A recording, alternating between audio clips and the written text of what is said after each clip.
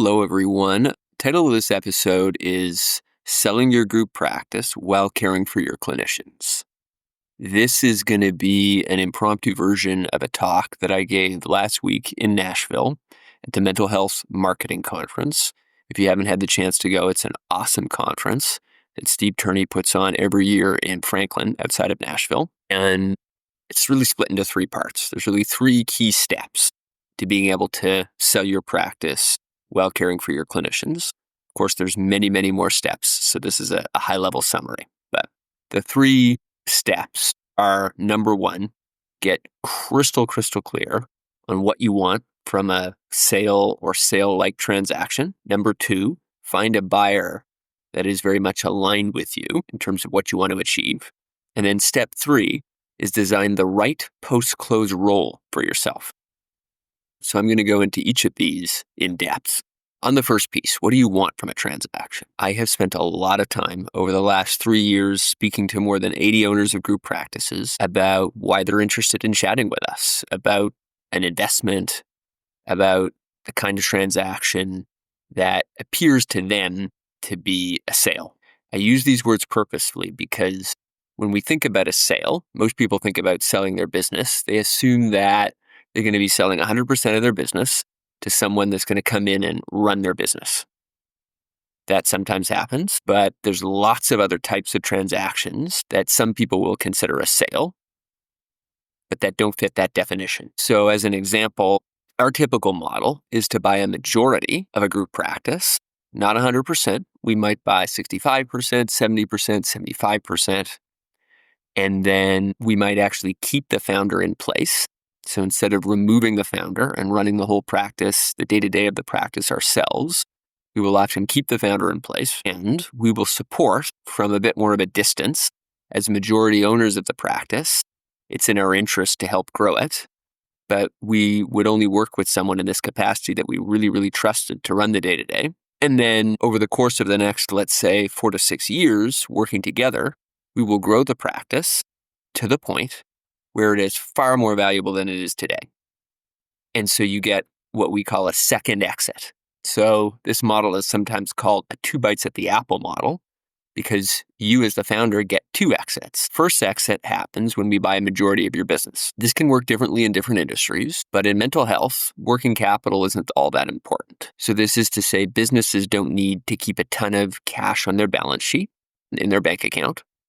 Businesses can run with very little. So when we buy a majority of a group practice, the founder gets to keep the vast majority of that cash, okay? So we sometimes describe this as taking chips off the table. You get a first exit when we do the transaction, the initial transaction together.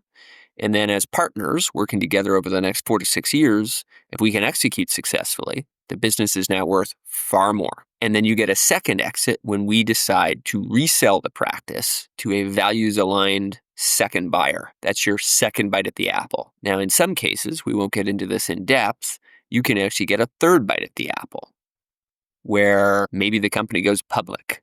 When the company goes public, the public markets now can buy equity in the company. That's a third bite at the apple. Your shares are now potentially worth a hell of a lot more. We don't do that. I do know people that have done that. Okay, so it can absolutely happen that you get a third bite at the apple, but more common is a 2 bites at the apple approach.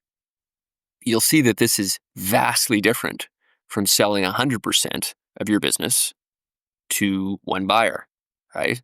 Who's going to remove you from the equation and run it themselves. So there are a variety of different types of transactions, and the type of transaction you pick should be largely dependent on what you want. You're the owner. The business is there. Well, there are stakeholders that you care about and that you want to serve. You built this business for you and others, okay?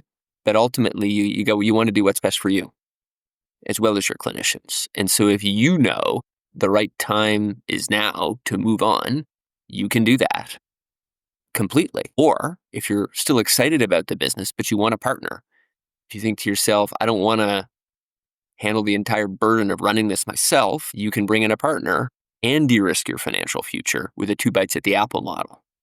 Different investors are going to be a fit for different parts, different objectives that you might have. So this is why step one is to really get crystal clear on what you want. Knowing some of these possibilities that you could bring on a partner who could invest and financially improve your own situation as well as that of the company. Or you could leave completely. Maybe you're burned out and you've decided, you know what, I built a good business that I'm happy with, that I think someone else would be interested in taking off my hands. I just want to be gone from it all completely. Or maybe there's a middle ground that might interest you. I've given you two extreme poles on the spectrum. But I give you those poles to give you a sense of the different possibilities, the most common possibilities, the most common directions you could take through a transaction. So I want you to consider very, very carefully what you want. And if you don't know what you want, speak to friends. Speak to other people that have either done transactions or people that have made major transitions in their group practices. If you don't know anyone like that, join groups. Drop me a line. I can point you to groups where practice owners work together to help each other through business challenges. Some of them are even free. It's a good chance to meet with people that are in your shoes. And so if you don't know what you want, it's good to have conversations that can give you input in your decision-making process. Step two, once you've decided what you want, the next step is to find an investor that is aligned. So either way you look at it, if you are going to sell your practice, you're going to bring on a business partner, you're going to have a partner. Even if you're selling 100%, you're going to be partnering very closely with that investor for however long the transaction takes and potentially sometime afterwards. Even in the event of a 100% sale, they're going to want your advice at least for a while if they're buying your asset. So you're taking on a partner, and the most important thing in a partnership, the most important thing to look for is, do you want the same things? Are you aligned? You want to ask challenging questions of your potential partner, just as they should of you, to determine what's in alignment for both of you. The worst thing you can do, even if your partner is high integrity, is to pick a partner that wants something different, because then your energies are going to be moving in different directions and it's going to be just a mess. So very, very high level, it's more complicated than this. There's three types of investors that you could seek out. And I'm going to situate them on a spectrum of the most institutional to the least institutional.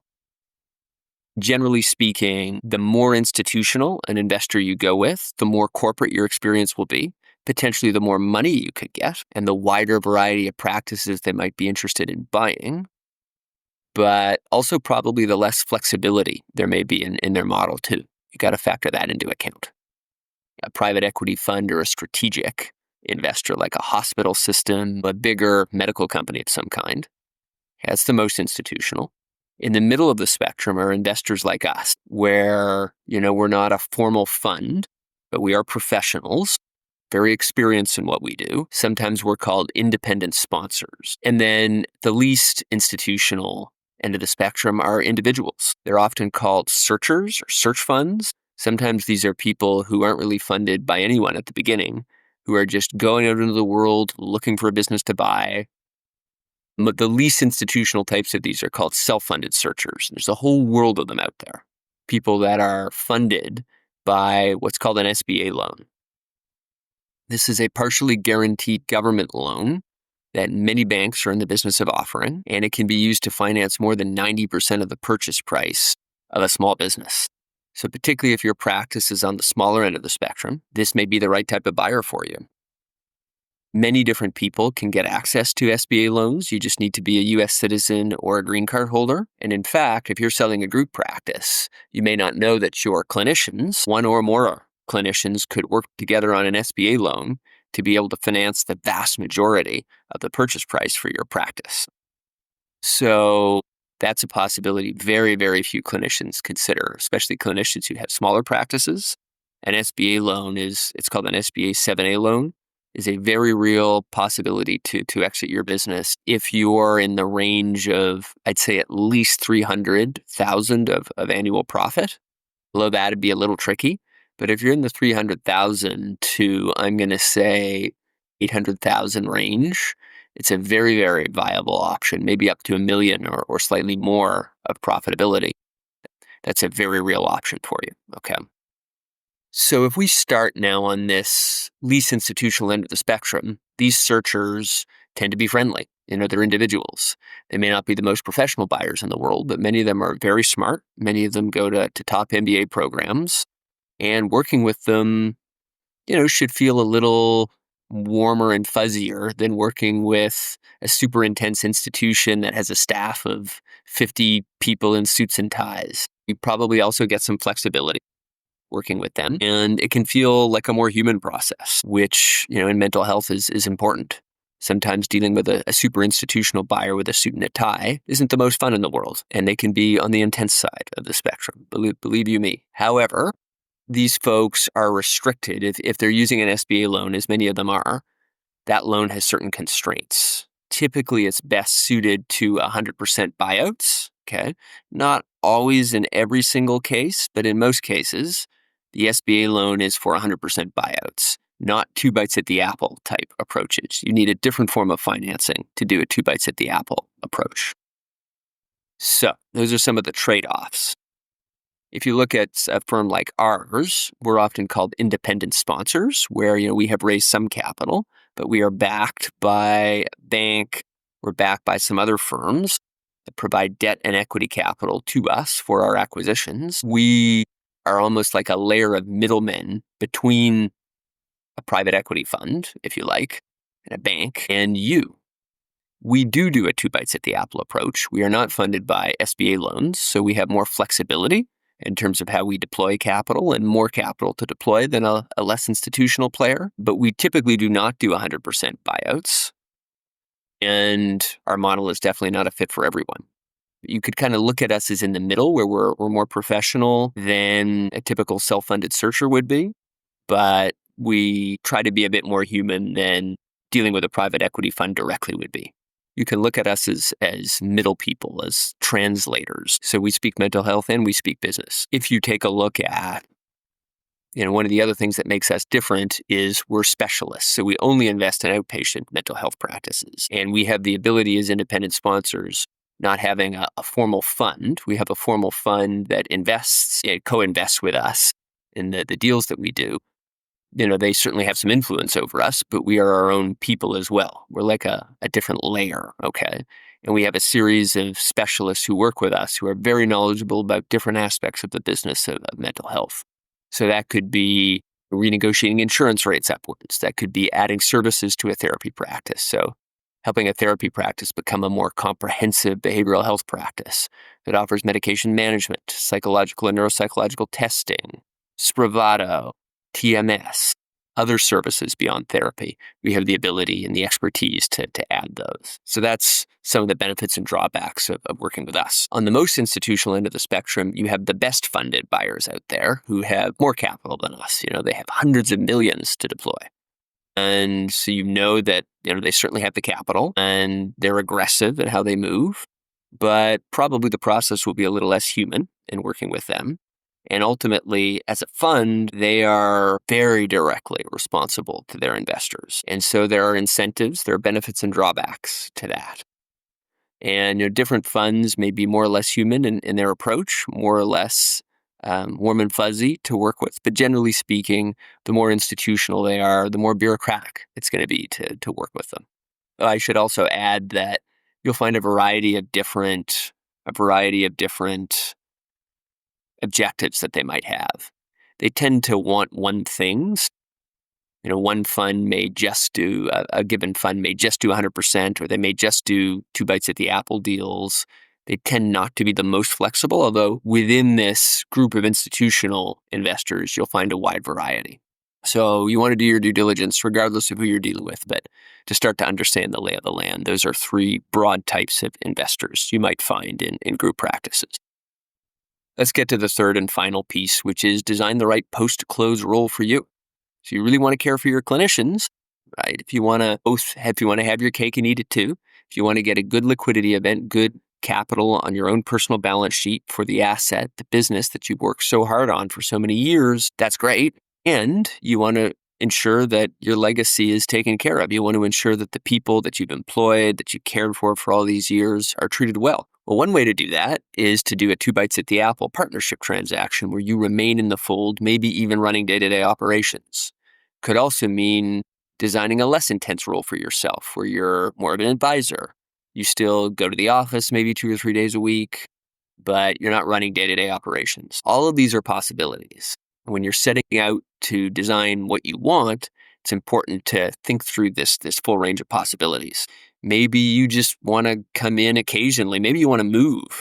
Sometimes we see this, right? Where we'll work on a transaction where the founder wants to kind of check in here or there for the next couple of years, but it's like 1 or 2 days a month, right? Maybe that could be a perfectly reasonable request, just the investor has to be aligned with it, right? And you want to speak to them early and often about what your desire is. The more confident you are, the faster that investor will be able to get you a yes or a no, the faster you'll be able to get to a yes or a no. But dream big. Think about what would be fun. Think about what you really want. You've built this business. When you do a transaction, it's an opportunity to reshape things, hopefully in a positive direction. One of the things that you can negotiate is a post-close role that will enable you to play a watchdog role, to oversee what's happening, to look at how your clinicians are going to be treated. Maybe you create a culture role for yourself. If you love hiring but don't want to deal with insurance companies, you love supervising clinicians, ask for that. Carve out the role you want. Create a blank canvas in your mind and think to yourself, what do I want? Really, really want? And how can I design a post-close role that reflects that? So if you do those 3 things, it's all about alignment in the end, right? You create in your head a vision of what you truly want through a transaction. You find a buyer that's aligned with it. And then you carve out the right post-close role. You absolutely can sell your group practice, care for your clinicians, and achieve many, many other objectives. I hope this gives you some good food for thought. I wish you well. Drop me a line if you ever want to talk about any of this, dan@firesidestrategic.com. You can also reach out on the podcast website. That's another way to get me. We can put that in the show notes. Thanks for listening. Take care.